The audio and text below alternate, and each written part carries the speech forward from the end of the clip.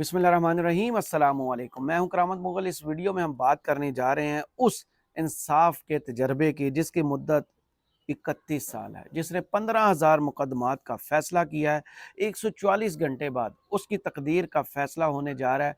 आया वो रिटायर होकर वो जज घर चला जाएगा या फिर काजी साहब को लिखे हुए ख़त का कोई नतीजा सामने आएगा और वो जज जो है आपको सुप्रीम कोर्ट में नज़र आएंगे। एक और जज जिसने आज मिसाल कायम किया है वो लाहौर हाई कोर्ट के जज साहब हैं, जिन्होंने तौहीन अदालत की सज़ा सुनाई है, और वो भी एक वकील को।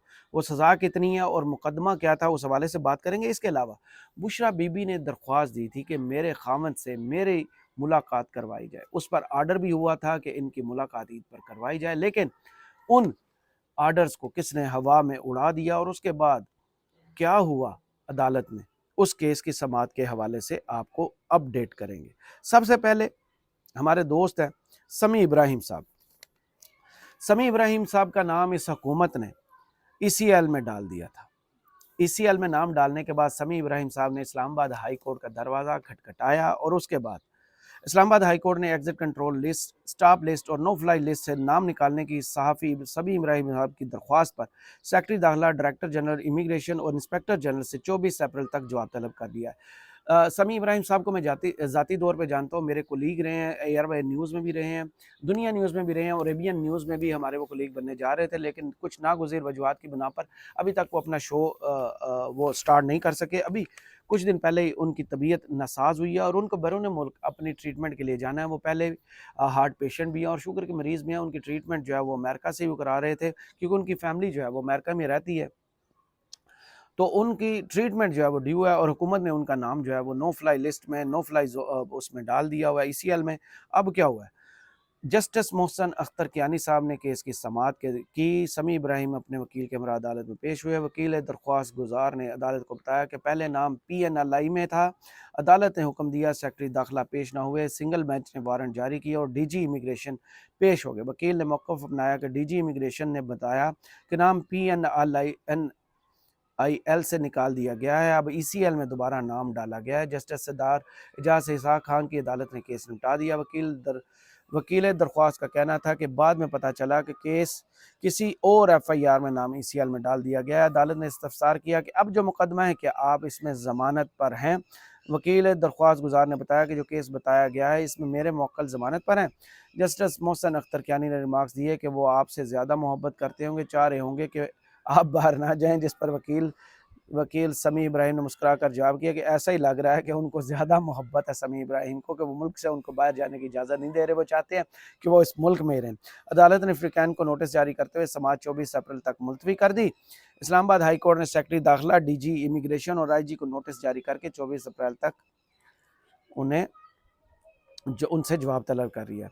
आपको बता दें 5 अप्रैल को इस्लामाबाद हाई कोर्ट ने सहाफ़ी समी इब्राहिम का नाम ECL से निकालने की दरख्वास्त निपटा दी थी। DG पासपोर्ट ने बताया था कि अदालती हुक्म पर अमल करते हुए समी इब्राहिम का नाम PNLI लिस्ट से निकाल दिया था। उसके बाद इस्लामाबाद पुलिस ने दरख्वास्त पर अब नाम ECL पर डाल दिया। अदालत ने नमाज दिए थे कि पहली दरख्वास्त निपटा रहे हैं, अब फिर नई पटिशन फाइल कर सकते हैं। तो देखना यही है कि वैसे तो उन 6 जजेस के ख़त के बाद अदालतों ने इंसाफ की फराहमी जो है वो तेज़ कर दी है। अब देखना ये है कि समी इब्राहिम साहब अपने इलाज के लिए बैरून मुल्क उन्हें जाने की इजाज़त मिलती है या नहीं। इस दौरान जो इस्लामाबाद हाई कोर्ट जिन्होंने नया केस बनाया हो क्या रहा है, इस्लामाबाद के हालात क्या है, इस एक खबर से आप जान लें कि पुलिस किन कामों में लगी हुई है और उनका असल काम जो है वो क्या है। शहर इक़्तिदार में डाकुओं की दीदा दलेरी। गोलरा में दौरान हाइकिंग गैर मुल्की और 5 पाकिस्तानी सयाहों को लूट लिया गया। ATM के जरिए 1,20,000 रुपये निकलवा के सयाहों को छोड़ा गया। सयाह शाह अल्लाह दिता जो केव्स हैं, जो गार हैं, उनके ऊपर एक हाइकिंग ट्रैक है। उस हाइकिंग ट्रैक पर वो ट्रैकिंग कर रहे थे, हाइकिंग कर रहे थे, तो वहाँ पर डाकुओं ने उन्हें रोका। एक स्विट्ज़रलैंड की नेशनल थी खातून सयाह, उनको और 5 पाकिस्तानी सयाह उनके साथ थे, उनको रोका, उनको लूटा है, उनको हब्से बेजा में रखा है। और पुलिस हमारी किन कामों में लगी है, इसका नाम ECL में डालना है, इसका निकालना है, या इस सियासतदान को जो है वो हमने कैसे उठाना है, कैसे उसको गायब करना है। इस दौरान जी दूसरी बड़ी खबर आती है हमें लाहौर हाई कोर्ट से। दिल खुश कर देती है ये खबर। कि पाकिस्तान के जजेस को अब आके अपनी इज्जत करवाना और अपने आर्डर्स पर अमल दरामद करवाने का चलें गुर मिल ही गया है। माजी में हम देख रहे थे जितने सियासतदान थे वो जमानत कराते थे, बाहर निकलते थे, 3 MPO 6 MPO के तहत उन्हें दोबारा उठा लिया जाता था, उनकी जो है वो जमानतें जो है वो मनसूख कर दी जाती थी, एक DC एक AC आर्डर करता था और जज के आर्डर्स हवा में उड़ जाते थे। बड़ी मजे की ये स्टोरी है, सुनिए। लाहौर हाई कोर्ट के चीफ जस्टिस मलिक शहजाद अहमद ने हाई कोर्ट के जज जस्टिस सुल्तान तनवीर से बदतमीजी करने वाले वकील जाहिद महमूद गुराया को 6 माह कैद की सजा सुना दिया और हुक्म दिया कि इनको जेल भेज दिया जाए। Chief justice Lahore high court Malik Shahzad Ahmad Khan ने जस्टिस सुल्तान तनवीर के रेफरेंस पर समाअत की। चीफ जस्टिस मलिक शहजाद अहमद खान ने 3.5 घंटे से समाअत जारी रखी। 3 गवाहान के बयान कलम बंद किए। प्रोसिक्यूटर के फराइज सैयद फरहाद अली शाह ने अदा किए। जस्टिस सुल्तान तनवीर अहमद ने वकील जाहिद महमूद गुराया के खिलाफ चीफ जस्टिस को तौहीन अदालत का रेफरेंस भेजा। रेफरेंस में लिखा कि वकील जाहिद महमूद गुराया जस्टिस सुल्तान महमूद तनवीर की अदालत में चीखते चिल्लाते रहे। मज़कूरा वकील ने अदालत को बेंच के बारे में नहायत तौहीन आमेज़ और बेबुनियाद इल्ज़ामात आयद किए। अदालत मज़कूरा वकील के खिलाफ तौहीन अदालत की कार्रवाई अमल में लाई। Chief justice Lahore high court Malik Shahzad Ahmad Khan ने एडवोकेट जाहिद महमूद गुराया को जेल भिजवाने का हुक्म दे दिया। चीफ जस्टिस ने बदतमीजी करने वाले वकील पर 1 लाख रुपए जुर्माना भी आयद कर दिया। चीफ जस्टिस ने वकील जाहिद महमूद गुराया के खिलाफ तौहीन अदालत का जुर्म साबित होने पर सजा सुना दी। ये स्टोरी मैंने आपको क्यों सुनाई? इस स्टोरी सुनाने का मकसद ये है कि हम माजी में सुप्रीम कोर्ट के आर्डर्स पर भी तौहीन अदालत की कार्रवाई रोक दी गई थी, उस कार्रवाई को होता हुआ देखना चाहते हैं। चीफ जस्टिस उमर अता बंदयाल साहब ने जो आर्डर दिए थे पंजाब में और KP में इंतखाबात में, वो तौहीन अदालत के मुर्तकब पाए थे शहबाज सरकार और उनके 88 रुकनी काबीना, चीफ इलेक्शन कमिश्नर साहब और वजीर ख़जाना, उन सब का नाम जो है वो सामने आना चाहिए। तौहीन अदालत की कार्रवाई उनके खिलाफ भी होनी चाहिए। और जिस तरह इस वकील को जुर्रत के साथ chief justice Lahore high court ने सज़ा सुनाई है, हम देखना चाहते हैं काजी साहब भी कोई ऐसा ही मामला करें और करार वाकई सज़ा सुनाई जाए जनाब जिन्होंने आइन तोड़ा था, जिन्होंने अदालती अहकामात की खिलाफ वर्जी की थी। इसके बाद सबसे अहम केस, उसमें भी अदालती अहकामात को हवा में उड़ा दिया गया।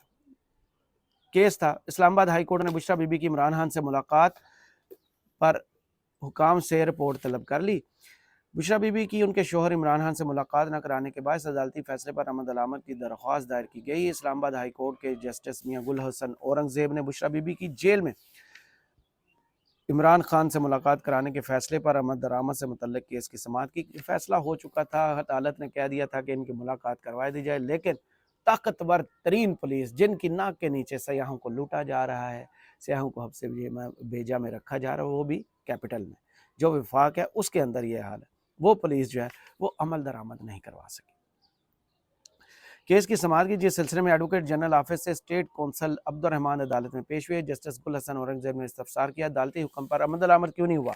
अदालत ने स्टेट कौंसल को हिदायत की कि मुतल्लिका हुकाम से रब्ता करके आज ही आगाह करें। चीफ कमिश्नर ऑफिस जेल हुकाम और दीगर फिकान से रब्ता करके रिपोर्ट दें। जस्टिस गुल हसन औरंगजेब ने रिमार्क्स दिए कि दोनों तरफ से सियासत हो रही है, ईद के बाद इस केस को सुनकर फैसला करेंगे। ख्याल रहे कि अदालत ने गुज़श्ता समाअत पर बुशरा बीबी की इमरान खान से मुलाकात कराने की हिदायत की थी और दोनों की ईद पर मुलाकात कराने का हुक्म दिया था, लेकिन मुलाकात कराने से भाग गए हैं यही हुकूमत, क्योंकि उनकी डोरें जहां से हिलाई जा रही हैं वो बहुत ताकतवर लोग हैं, वो मुलाकात नहीं होने दे रहे।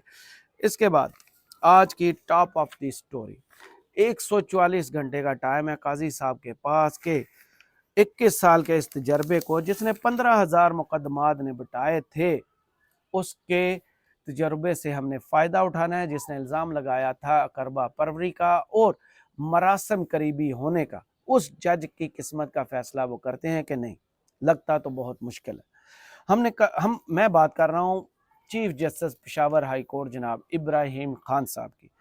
उनने फरमाया कि हमने कानून के मुताबिक फैसले किए मगर हमें सियासी जमात से मंसूब किया गया। उनको PTI का जो है ना वो जज कह रहे हैं। Chief justice Peshawar high court Mohammad Ibrahim Khan का कहना है कि हमने कानून के मुताबिक फैसले किए मगर हमें सियासी जमात से मनसूख किया गया। Chief justice Peshawar high court Mohammad Ibrahim Khan के एजाज़ में फुल कोर्ट रेफरेंस का इनकार किया गया, जिसमें हाई कोर्ट के जजेस, advocate general, additional attorney general, bar council के कान और वकला ने शिरकत की। इन्होंने 14 अप्रैल को रिटायर हो जाना है। इन्होंने 1 अप्रैल को चीफ जस्टिस जनाब काजी फाइज ईसा साहब को एक ख़त लिखा था। उस ख़त पर भी मैंने आपके साथ कुछ एक वीला किया था कि 28 सितंबर 2022 को ऐसा ही ख़त काजी साहब ने उमर अताब बंदयाल साहब को लिखा था। बिल्कुल वैसा ही ख़त जनाब chief justice Peshawar high court Ibrahim Khan साहब ने लिखा है। उनका भी दिल खुल रहा है कि केसेस बहुत ज़्यादा हैं, बोझ बहुत ज़्यादा है और जज बहुत कम है, मुझे एलिवेट किया जाए, मेरा हक बनता था। लेकिन आपने बलूचिस्तान हाई कोर्ट के जज को तो ले आए, लेकिन मुझे आपने इग्नोर किया है। उस ख़त पर अभी तक सुप्रीम कोर्ट खामोश है। काजी साहब का इंसाफ जो है वो अभी तक इंतज़ार फरमाइए की पोजीशन में है। अभी तक इनके ख़त का कोई जवाब नहीं आया और ना ही इनके सीनियरिटी को मद्देनज़र रखते हुए इनको सुप्रीम कोर्ट में बुलाया गया। अब तकरीब से खिताब में chief justice Peshawar high court ने कहा कि 31 साल के अरसे में 15,000 फैसले किए, जिनमें सिर्फ 509 फैसले सुप्रीम कोर्ट में चैलेंज हुए। इसमें 279 को अदालत आलिया ने बरकरार रखा। उन्होंने कहा कि हमने कानून के मुताबिक फैसले किए मगर हमें सियासी जमात से मनसूख किया गया। जबकि कोई साइल समझता है कि दाद रसी कानून के मुताबिक नहीं हुई तो क़यामत के दिन हाजिर हूँ। Chief justice Peshawar high court का कहना था कि इंक्वायरी में APS फैमिलीज और दीगर गुआहान के साथ फौजी अफसरान के बयान भी रिकॉर्ड किए। वाज़ेह है कि chief justice Peshawar high court chief justice Mohammad Ibrahim Khan 14 April को रिटायर हो जाएंगे। Senior justice Ishtiaq Ibrahim Peshawar high court के नामजद चीफ जस्टिस हैं।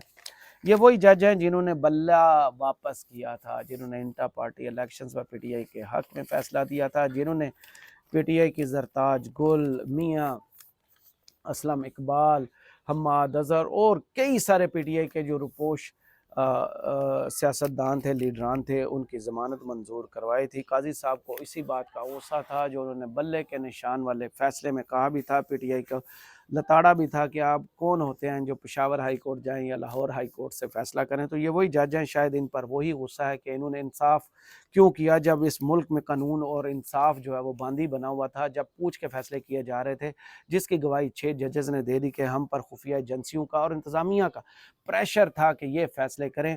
अब सारी जो है वो बात खुलकर सामने आ चुकी है। तो ये जो जज हैं पेशावर हाई कोर्ट के, अब वो 14 अप्रैल को जाने वाले हैं। 140 घंटे का टाइम है सिर्फ चीफ जस्टिस काजी फाइज ईसा साहब के पास कि वो चाहें तो इस काबिल जज को सुप्रीम कोर्ट ला सकते हैं, या फिर जो हमने माजी में देखा है कि जितने आला दिमाग होते हैं, जो ज़हीन दिमाग होते हैं, उन्हें हम घर भेज देते हैं और जो सिफारशी करबा परवी और मुनासिब की बुनियाद पर हमारे करीब तरीन लोग होते हैं, हम उनको नवाज कर उनको तरक्कियाँ दे देते हैं। करामत मुगल को इस वीडियो से इजाज़त दीजिए। कमेंट्स बॉक्स ज़रूर बताइए वीडियो आपको कैसी लगी।